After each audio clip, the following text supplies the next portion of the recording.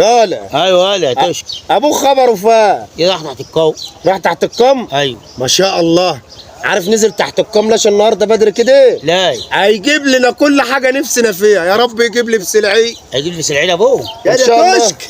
ده جيت. يالا باي. جبت لكم لبس العيد بدري كده. جبت لنا لبس العيد؟ ايوه بدري عشان قلت طه وابني توشكا لازم يلبسوا احلى لبس يوم العيد ده. احلى لبس. ايوه خد يا طه استنى كده. ده بنطلون صغير يا طه، بقى خلي امك تكبروا لك شويه. اجحا. خليها تكملوا لك باي قماش. تكبروا لك شويه. ودي بتاع البدله بتاعته. انت عطفان يا ابوي. قد ما هي صفقه ليتها بقى واحد ودي جلابيه بقى صغيره اهي. ان شاء الله نحط لك حته كده ونكبرها. هي الشنطه كلها الطاير. لا عادي انا جبت لك انت طاقيه بتاع اللي اصلي فيها العيد اهي. الله صلي فيها العيد. وجلابيه اهيتي انا عارف اللبس ده بتاع حد مات ولا ايه؟ انا لقيته. يا تشك. جبت الحته وحش. خد يا طه جلابيه انت جايب اللبس ده من انا بقى. برضك شوف الجلابيه دي يا طه بصلي فيها العيد.